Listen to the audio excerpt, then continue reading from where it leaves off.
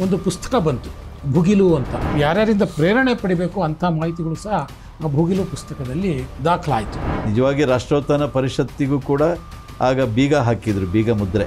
ಅವರಿಗೆ ದೊಡ್ಡ ಪುಸ್ತಕ ಮಾಡುವಂಥ ಒಂದು ಆರ್ಥಿಕ ಸ್ಥಿತಿಯೇ ಇರಲಿಲ್ಲ. ಈ ಥರದ ಒಂದು ಗ್ರಂಥ ರಚನೆ ಆಗಬೇಕು ಅಂಥೇಳಿ ಅದಕ್ಕೊಂದು ಸಂಪಾದಕ ಮಂಡಳಿ ಏನು ಮಾಡಿದರು. ಪ್ರತ್ಯಕ್ಷ ಕೆಲಸ ಮಾಡೋದಕ್ಕೆ ಅವ್ರು ಯಾರೂ ಆಗ ಬರೋಕ್ಕಾಗ್ತಾ ಇರಲಿಲ್ಲ, ಯಾಕೆಂದರೆ ದೊಡ್ಡ ದೊಡ್ಡ ವ್ಯಕ್ತಿಗಳು. ಈಗ ಕಂಪ್ಯೂಟರ್ ಆಗಲಿ ಟೈಪಿಂಗ್ ಯಾವುದೂ ಇರಲಿಲ್ಲ. 610 ಪುಟಗಳಷ್ಟು 3 ತಿಂಗಳಲ್ಲಿ ಆಗಿದ್ದು ಅದೊಂದು ವಿಶೇಷನೇ. ಆ ಕಾರ್ಯಕ್ರಮದ ಸ್ಥಳದಲ್ಲೇ 1,000 ಭುಗಿಲು ಮಾರಾಟ ಆಯ್ತು ಅವತ್ತು.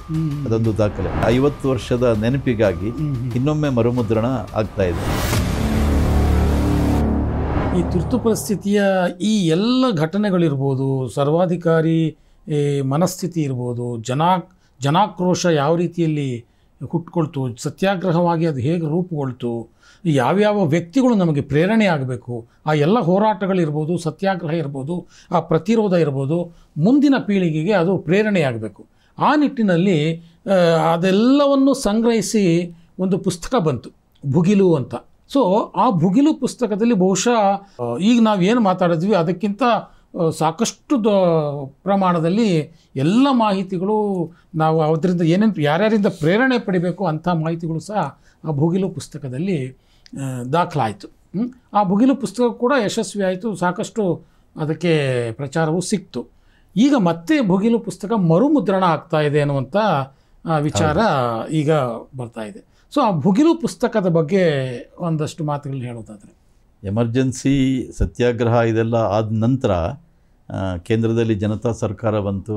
ಮತ್ತೊಮ್ಮೆ ಪ್ರಜಾತಂತ್ರದ ರಕ್ಷಣೆ ಆಗಿ ಒಂದು ಮಾಮೂಲಿ ಅಂತ ಒಂದು ನಾರ್ಮಲ್ ಅಟ್ಮಾಸ್ಫಿಯರ್ ನಿರ್ಮಾಣ ಆದಾಗ ರಾಷ್ಟ್ರೋತ್ಥಾನ ಪರಿಷತ್ತು ನಿಶ್ಚಯ ಮಾಡಿತು, ಇದರ ಬಗ್ಗೆ ಒಂದು ಗ್ರಂಥವನ್ನು ಹೊರಗೆ ತರಬೇಕು. ಏಕೆಂದರೆ ಹೋರಾಟ ಹೇಗೆ ನಡೀತು ಅಂತ ಯಾರಿಗೂ ಗೊತ್ತಿರಲಿಲ್ಲ. ಯಾಕೆಂದರೆ ಪತ್ರಿಕೆಗಳ ಬಾಯಿಗೆ ಬೀಗ ಹಾಕಿತ್ತು, ಅಭಿವ್ಯಕ್ತಿ ಸ್ವಾತಂತ್ರ್ಯ ಹರಣಾಗಿತ್ತು.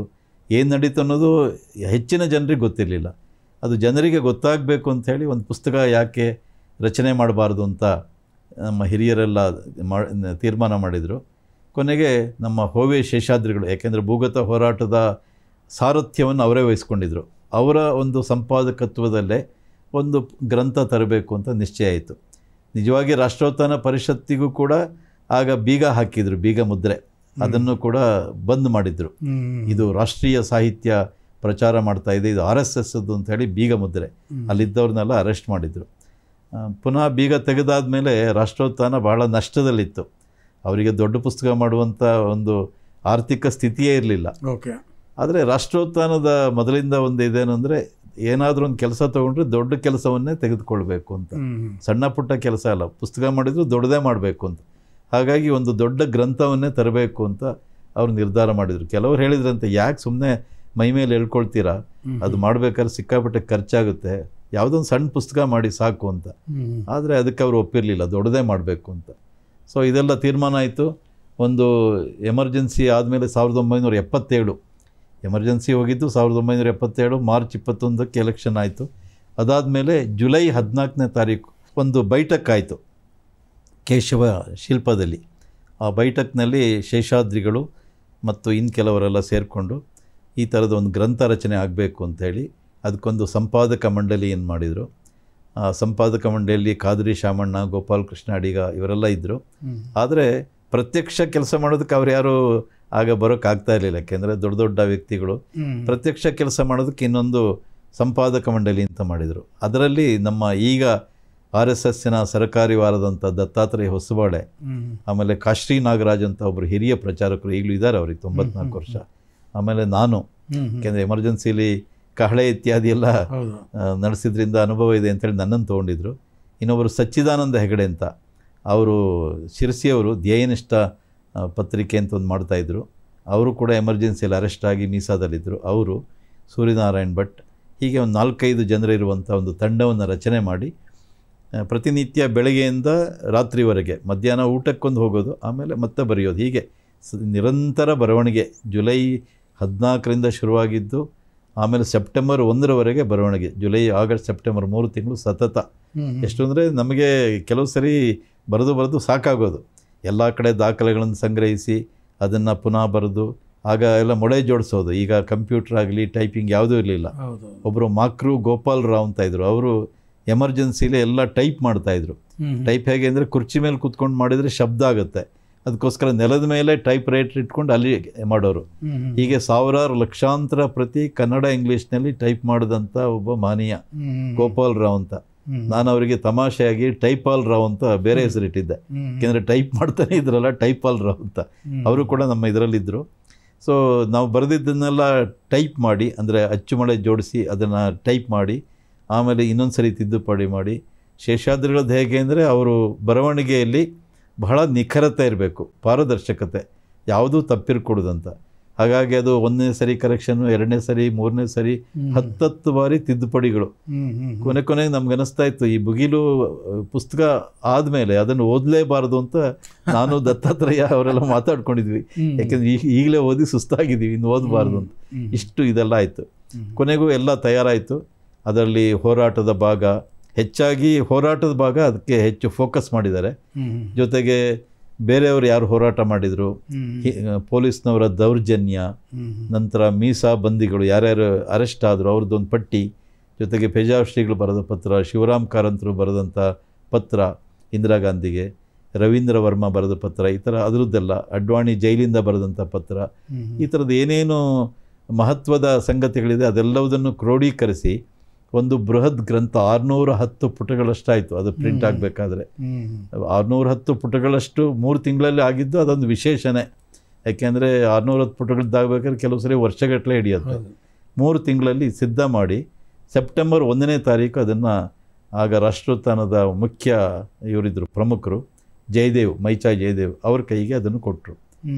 ಅದು ಎಲ್ಲ ಟೈಪ್ ಆಗಿ ಎಲ್ಲ ರೆಡಿಯಾಗಿ ಪುಸ್ತಕವಾಗಿ ಮತ್ತೆ ಹೊರಗೆ ಬಂದಿದ್ದು ಡಿಸೆಂಬರ್ 18ನೇ ತಾರೀಕು 1977 ಬೆಂಗಳೂರಿನ ಶೇಷಾದ್ರಿಪುರಂ ಇರುವಂಥ ನೆಹರು ಮೈದಾನದಲ್ಲಿ ಅದರ ಒಂದು ದೊಡ್ಡ ಕಾರ್ಯಕ್ರಮ ಆಯಿತು.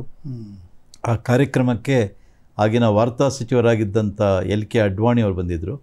ಇನ್ನೊಬ್ಬರು ದುರ್ಗಾ ಭಾಗವತ್ ಅಂತ, ಅವರು ಮಹಾರಾಷ್ಟ್ರದ ಖ್ಯಾತ ಸಾಹಿತಿ, ಜ್ಞಾನಪೀಠ ಪ್ರಶಸ್ತಿ ಪುರಸ್ಕೃತರವರು. ತುರ್ತು ಪರಿಸ್ಥಿತಿಯಲ್ಲಿ ಅವರು ಸಾಕಷ್ಟು ದೊಡ್ಡ ಹೋರಾಟವನ್ನು ಕೂಡ ಮಾಡಿದರು. ಅವರಿದ್ದರು. ಖಾದ್ರಿ ಶಾಮಣ್ಣ ಅವರಿದ್ದರು, ಕನ್ನಡ ಪ್ರಭಾದ ಸಂಪಾದಕರು. ಹೀಗೆ ಇವರೆಲ್ಲ ಅತಿಥಿಗಳಾಗಿ ಬಂದಿದ್ದರು. ಭಾಳ ಅದ್ಭುತವಾದ ಒಂದು ಕಾರ್ಯಕ್ರಮ ಆಯಿತು. ಆ ಕಾರ್ಯಕ್ರಮದ ಸ್ಥಳದಲ್ಲೇ 1,000 ಭುಗಿಲು ಮಾರಾಟ ಆಯಿತು ಅವತ್ತು. ಅದೊಂದು ದಾಖಲೆ. ಅದಾದಮೇಲೆ 2ನೇ ಸರಿ ಕೂಡ ಪ್ರಿಂಟ್ ಆಯಿತು.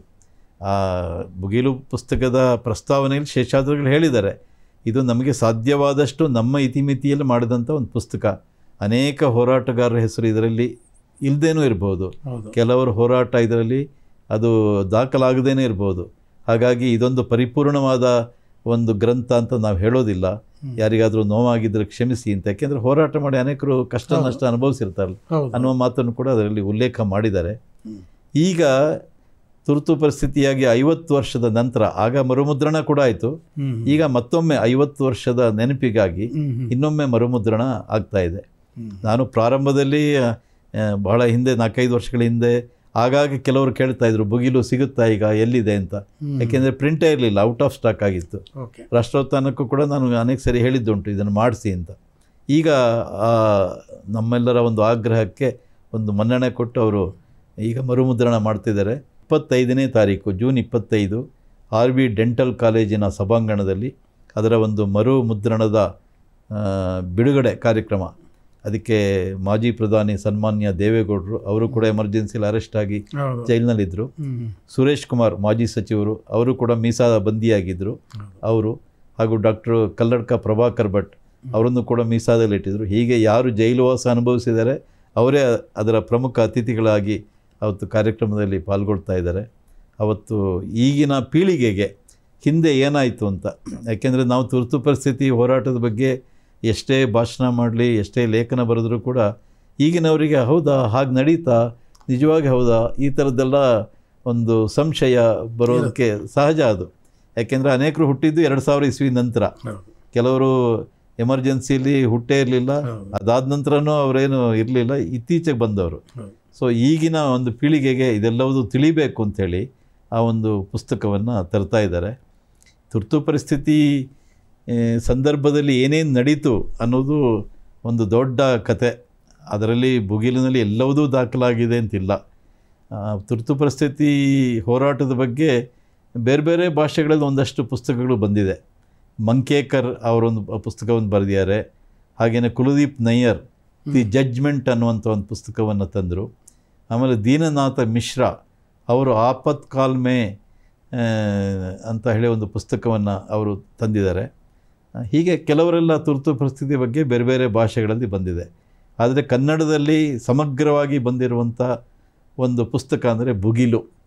ಈ ಭುಗಿಲು ಬಗ್ಗೆ ಅದು ಪ್ರಕಟ ಆದಮೇಲೆ ಸುಧಾದಲ್ಲಿ ಆಗಿನ ಖ್ಯಾತ ಅಂಕಣಕಾರರಾಗಿದ್ದಂಥ ಹಾಮಾ ನಾಯ್ಕ್ ಅವರೊಂದು ರಿವ್ಯೂ ಬರೆದಿದ್ರು, ಒಂದು ವಿಮರ್ಶೆ, ಭಾಳ ಸೊಗಸಾದ ಒಂದು ವಿಮರ್ಶೆ ಮಾಡಿದರು. ಅದಕ್ಕೊಂದು ಹೆಡ್ಡಿಂಗ್ ಕೊಟ್ಟಿದ್ದರು, ಶೀರ್ಷಿಕೆ ಸೋಜಿಗ ಆದರೂ ಸಾಹಸದ ಕೃತಿ ಅಂತ. ಇದು ಬಹಳ ಸೋಜಿಗವಾಗಿದೆ. ಇದರಲ್ಲಿ ಇರೋದೆಲ್ಲ ನಿಜವೇ ಅಥವಾ ನಡೀತೋ ಇಲ್ಲವೋ ಗೊತ್ತಾಗ್ತಾ ಇಲ್ಲ, ಆದರೆ ಬಹಳ ಸಾಹಸದ ಕೃತಿ ಇದು ಅಂಥೇಳಿ ಒಂದು ವಿಮರ್ಶೆಯನ್ನು ಮಾಡಿದರು. ಅದರಲ್ಲಿ ನಡೆದಿದ್ದೆಲ್ಲವೂ ಸತ್ಯಕತೆ, ಅದು ಜನಕ್ರಾಂತಿಯ ಒಂದು ಸತ್ಯಕತೆ ಅಂತಲೇ ಅದಕ್ಕೊಂದು ಟ್ಯಾಗ್ ಲೈನ್ ಇದೆ. ಭುಗಿಲು ಕೆಳಗಡೆ 1975-77 ಜನಕ್ರಾಂತಿಯ ಸತ್ಯಕತೆ ಅಂತಲೇ ಅದಕ್ಕೆ ಟ್ಯಾಗ್ ಲೈನ್ ಇರೋದು. ಅಂದರೆ ಏನು ನಡೆದಿದೆ ಅದನ್ನು ಆಧಾರ ಸಹಿತವಾಗಿ ಮಂಡಿಸುವಂಥ ಒಂದು ಕೆಲಸ ಭುಗಿಲಿನಲ್ಲಾಗಿದೆ. ಹೀಗೆ ಭುಗಿಲು ಮೂಲಕ ಇವತ್ತಿನ ಪೀಳಿಗೆ ಆಗ ಏನೇನು ನಡೀತು ಎಮರ್ಜೆನ್ಸಿಯಲ್ಲಿ ಅದನ್ನು ತಿಳ್ಕೊಳ್ಳುವಂಥ ಒಂದು ಪ್ರಯತ್ನವನ್ನು ಮಾಡಬಹುದು. ಅದನ್ನು ತಿಳ್ಕೊಂಡ್ರೆ ಒಳ್ಳೆಯದು. ಯಾಕೆಂದರೆ ಈ ತುರ್ತು ಪರಿಸ್ಥಿತಿ ಅನ್ನೋದು ಮತ್ತೆ ದೇಶಕ್ಕೆ ಬರಬಾರ್ದು ಯಾವುದೇ ಸಂದರ್ಭದಲ್ಲೂ ಕೂಡ. ಯಾಕೆಂದರೆ ತುರ್ತು ಪರಿಸ್ಥಿತಿ ಅಂದರೆ ಅದರಲ್ಲಿ ಪ್ರಜಾತಂತ್ರದ ನಾಶ, ಅಭಿವ್ಯಕ್ತಿ ಸ್ವಾತಂತ್ರ್ಯದ ಹರಣ, ಎಲ್ಲ ರೀತಿಯ ಮೂಲಭೂತ ಸ್ವಾತಂತ್ರ್ಯಗಳ ಹರಣ, ಇದೆಲ್ಲದನ್ನು ಮಾಡೋದಕ್ಕೆ ಅವಕಾಶ ಇದೆ. ಅದರಲ್ಲಿ ಇಂದಿರಾ ಗಾಂಧಿ ಮಾಡಿದ್ದು ಅದನ್ನೇ. ತನ್ನ ಅಧಿಕಾರವನ್ನು ಉಳಿಸ್ಕೊಳ್ಳೋಕ್ಕೋಸ್ಕರ ಆಕೆ ಇದೆಲ್ಲವುದನ್ನು ಮಾಡಿದರು. ಆದರೆ ಒಂದು ಕೊನೆಯದಾಗಿ ಒಂದು ಮಾತನ್ನು ಹೇಳಬೇಕು ಅಂತ ನನಗನ್ಸುತ್ತೆ. ಇಂದಿರಾ ಗಾಂಧಿ ಇಷ್ಟೆಲ್ಲ ಮಾಡಿದರು, ಆದರೆ ಕೊನೆಗೆ ಚುನಾವಣೆ ಆದಾಗ ಧೂಳಿಪಟವಾಗಿ ಹೋದರು. ಅವರಲ್ಲದೆ ಅವ್ರ ಮಗ ಸಂಜಯ್ ಗಾಂಧಿ ಎಲ್ಲರೂ ಸೋತೋದ್ರು. ಅವರ ಅಧಿಕಾರವು ಹೊರಟೋಯ್ತು. ಇತ್ತೀಚೆಗೆ ಯಾವುದೋ ಒಂದು ಹೋಟ್ಲಲ್ಲಿ ಒಂದು ಬೋರ್ಡ್ ಹಾಕಿದ್ರು, ಅದೊಂದು ನನಗೆ ನೆನಪಿಗೆ ಬರ್ತಾಯಿದೆ. ಅದೇನು ಅಂದರೆ, ಪಕ್ಷಿ ಜೀವಂತ ಇರುವಾಗ ಅದು ಇರುವೆಗಳನ್ನು ತಿನ್ನುತ್ತದೆ, ಪಕ್ಷಿ ಜೀವಂತ ಇರುವಾಗ ಅದು ಇರುವೆಗಳನ್ನು ತಿನ್ನುತ್ತದೆ, ಪಕ್ಷಿ ಸತ್ತಾಗ ಅದನ್ನು ಇರುವೆಗಳು ತಿನ್ನುತ್ತದೆ. ಪಕ್ಷಿಯ ಮಾಂಸವನ್ನು ಇರುವೆಗಳು ತಿಂತವೆ. ಕಾಲ ಬದಲಾಗುತ್ತಿರುತ್ತದೆ, ಜಾಸ್ತಿ ಹಾರಾಡಬೇಡಿ. ಇದು ಬಹುಶಃ ಎಲ್ಲರಿಗೂ ಅನ್ವಯ ಆಗುವಂಥ ಮಾತು. ಅಧಿಕಾರದಲ್ಲಿ ಯಾರೇ ಇರಲಿ, ಕಾಂಗ್ರೆಸ್ ಇರಲಿ, BJP ಇರಲಿ ಅಥವಾ ಇನ್ನೊಂದು ಪಕ್ಷ ಇರಲಿ, ಅಧಿಕಾರದಲ್ಲಿದ್ದಾಗ ವಿಪರೀತ ಹಾರಾಡಿದರೆ ಅವರು ಪುನಃ ಅದರ ಒಂದು ಇದನ್ನು ಅನುಭವಿಸಲೇಬೇಕಾಗತ್ತೆ. ಅದರ ಒಂದು ಪ್ರತಿಫಲವನ್ನು ಅನುಭವಿಸಬೇಕಾಗತ್ತೆ. ಹೇಗೆ ಪಕ್ಷಿ ಅದು ಇರುವೆಗಳನ್ನು ತಿಂದ್ಕೊಂಡು ಬದುಕುತ್ತೆ, ಆದರೆ ಪಕ್ಷಿ ಸತ್ತಾಗ ಅದನ್ನೇ ಇರುವೆಗಳು ತಿನ್ನುತ್ತೆ. ಹಾಗಾಗಿ ಕಾಲ ಒಂದೇ ಥರ ಇರಲ್ಲ, ಬದಲಾಗ್ತಾ ಇರುತ್ತೆ ಅಂತ. ತುರ್ತು ಪರಿಸ್ಥಿತಿ ಅಂತ ಕಾಲ ಮತ್ತೆ ಬರದಿರಲಿ ಅಂತ ಎಲ್ಲರೂ ಒಂದು ಹಾರೈಸ್ತಾರೆ. ಏಕೆಂದರೆ ತುರ್ತು ಪರಿಸ್ಥಿತಿ ಸಂದರ್ಭದಲ್ಲಿ ಯಾರ್ಯಾರು ಹೋರಾಟ ಮಾಡಿದರು, ಜೈಲಿಗೆ ಹೋದರು, ಚಿತ್ರಹಿಂಸೆ ಅನುಭವಿಸಿದರು, ಅವರೆಲ್ಲರೂ ಮುಂದೇನೋ ನಮ್ಮ ಸರ್ಕಾರ ಬರುತ್ತೆ, ನಮಗೊಂದು ಮಾನ್ಯತೆ ಸಿಗುತ್ತೆ, ಶಾಸನ ಸಿಗುತ್ತೆ, ಅಥವಾ ತಾಮ್ರಪತ್ರ ಸಿಗುತ್ತೆ, ಅಥವಾ ಗೌರವಧನ ಸಿಗುತ್ತೆ, ಇಂಥ ಯಾವುದೇ ಆಮಿಷಕ್ಕೆ ಒಳಗಾಗದೆ ಅವ್ರು ಸತ್ಯಾಗ್ರಹ ಮಾಡಿದ್ದು. ಅದು ಯಾವುದು ಕನಸಿನಲ್ಲೂ ಅವ್ರು ನಿರೀಕ್ಷೆ ಮಾಡಿರಲಿಲ್ಲ. ಎಲ್ಲ ಮುಗಿದ ಮೇಲೂ ಕೂಡ ಅವ್ರು ನಿರೀಕ್ಷೆ ಮಾಡಲಿಲ್ಲ. ಕೆಲವರೆಲ್ಲ ನಮ್ಮ ಸರ್ಕಾರ ಬಂತು, ಕೇಂದ್ರದಲ್ಲಿ ರಾಜ್ಯದಲ್ಲಿ ಬಂದಿದೆ, ಏನಾದರೂ ಕೇಳೋಣ ಅಂತ ಮಾತಾಡಿದ್ದು ಉಂಟು. ಆದರೆ ನಿಜವಾಗಿ ಯಾರು ಸತ್ಯಾಗ್ರಹ ಮಾಡಿದರೂ ಅವರ ಮನಸ್ಸಿನಲ್ಲಿ ಇರುವಂಥ ಭಾವನೆ ಏನು ಅಂದರೆ ಒಂದು ಧನ್ಯತೆ. ನಾವು ದೇಶಕ್ಕೋಸ್ಕರ ಕೆಲಸ ಮಾಡಿದ್ದೀವಿ, ಪ್ರಜಾತಂತ್ರದ ಉಳಿವಿಗೋಸ್ಕರ ಕೆಲಸ ಮಾಡಿದ್ದೀವಿ, ಸಾಕಷ್ಟೇ, ನಮ್ಗೆ ಯಾವ ನಿರೀಕ್ಷೆಯೂ ಇಲ್ಲ ಅನ್ನುವಂಥ ಧನ್ಯತೆ ಮಾತ್ರ ಇದೆ. ಆದರೆ ಯಾವಾಗ ಹಿಂದೆ ನಮಗೆ ಸ್ವಾತಂತ್ರ್ಯ ಬಂದಾಗ ಸ್ವಾತಂತ್ರ್ಯಕ್ಕಾಗಿ ಹೋರಾಟ ಮಾಡಿದವರೆಲ್ಲ ಅಧಿಕಾರವನ್ನು ಗಳಿಸಿದರು. ಹಾಗೆಯೇ ತುರ್ತು ಪರಿಸ್ಥಿತಿ ಸಂದರ್ಭದಲ್ಲಿ ಯಾರು ಹೋರಾಟವನ್ನೇ ಮಾಡಿರಲಿಲ್ಲ ಅಂಥವರೆಲ್ಲ ಈಗ ತುರ್ತು ಪರಿಸ್ಥಿತಿಯಲ್ಲಿ ನಾವು ಹೋರಾಡಿದ್ವಿ ಅಂಥೇಳಿ ಅಧಿಕಾರದ ಏಣಿ ಏರಿ ದೊಡ್ಡ ದೊಡ್ಡ ಹುದ್ದೆಯಲ್ಲಿ ಇರೋರು ಇದ್ದಾರೆ. ಇದು ಒಂದು ಕಾಲದ ವಿಪರ್ಯಾಸ ಅಂತಲೂ ಕೂಡ ಹೇಳ್ಬೋದು. ನಿಜವಾಗಿ ಯಾರು ಹೋರಾಟ ಮಾಡ್ತಾರೆ ಅವರೆಲ್ಲರೂ ಹಾಗೇ ಇರ್ತಾರೆ, ಅವ್ರಿಗೆ ಯಾವ ಅಧಿಕಾರವೂ ಇರಲ್ಲ. ಸ್ವಾತಂತ್ರ್ಯ ಹೋರಾಟ ಕಾಲದಲ್ಲಿ ನೇತಾಜಿ ಸುಭಾಷ್ ಚಂದ್ರ ಬೋಸ್, ವೀರ ಸಾವರ್ಕರ್ ಇವರೆಲ್ಲ ಹೋರಾಟ ಮಾಡಿದರು, ಆದರೆ ಯಾವುದೇ ಅಧಿಕಾರದ ಹತ್ತಿರ ಕೂಡ ಬರಲಿಲ್ಲ, ನಿರೀಕ್ಷೆನೂ ಮಾಡಲಿಲ್ಲ. ಹಾಗೆ ತುರ್ತು ಪರಿಸ್ಥಿತಿ ಸಂದರ್ಭದಲ್ಲಿ ಅನೇಕರು ಅನಾಮಿಕ ವ್ಯಕ್ತಿಗಳು ಹೋರಾಟ ಮಾಡಿದರು. ಆದರೆ ಆ ಅನಾಮಿಕರ ಮನಸ್ಸಿನಲ್ಲಿ ಎಂದೂ ಕೂಡ ಇದಕ್ಕೆ ನಮಗೆ ಪ್ರತಿಫಲ ಸಿಗಬೇಕು ಅಂತ ಯಾವ ನಿರೀಕ್ಷೆನೂ ಇಟ್ಕೊಂಡಿರಲಿಲ್ಲ, ಪ್ರತಿಫಲವನ್ನು ಬಯಸಲಿಲ್ಲ. ಮತ್ತು ದುರಂತ ಅಂದರೆ ಸಿಗಲೂ ಇಲ್ಲ ಅವರಿಗೆ. ಅವರು ಅನಾಮಿಕರಾಗೇ ಉಳಿದ್ರು. ಅವ್ರ ಹೆಸರು ಕೂಡ ಯಾರಿಗೂ ಗೊತ್ತಿಲ್ಲ. ಇದಿಷ್ಟು ತುರ್ತು ಪರಿಸ್ಥಿತಿಯ ಒಂದು ಕರಾಳ ಕತೆ. ಅದನ್ನು 50 ವರ್ಷದ ನಂತರ ನೆನಪು ಮಾಡಿಕೊಳ್ಳುವಂಥದ್ದು ಒಂದು ವಿಶೇಷ ಅಂತ ಹೇಳ್ಬೋದು. ಸೊ 50 ವರ್ಷಗಳ ಹಿಂದಿನ ಆ ಕರಾಳತೆಯನ್ನು ನಿಜಕ್ಕೂ ಒಂಥರ ಎಳೆಯಾಗಿ ನಮ್ಮ ವೀಕ್ಷಕರ ಮುಂದೆ ಬಿಚ್ಚಿಟ್ಟಿದ್ದೀರಿ. ಸೊ ಇದು ಮುಂದಿನ ಪೀಳಿಗೆಗೂ ಸಹ ಪಾಠವಾಗಬೇಕು. ಇದರಿಂದ ಒಂದಷ್ಟು ಮುಂದಿನ ಪೀಳಿಗೆಯಲ್ಲೂ ಸಹ ಸರ್ವಾಧಿಕಾರದ ವಿರುದ್ಧ ಹೋರಾಡಬೇಕು ಅನ್ನುವಂಥ ಮನೋಭಾವ ಬೆಳೀಬೇಕು ಅನ್ನುವಂಥ ಆಶಯದೊಂದಿಗೆ ಇವತ್ತಿನ ಈ ಚರ್ಚೆಯನ್ನು ನಾನು ಮುಗಿಸ್ತಾ ಇದ್ದೀನಿ. ನಮಸ್ಕಾರ. ನಮಸ್ಕಾರ.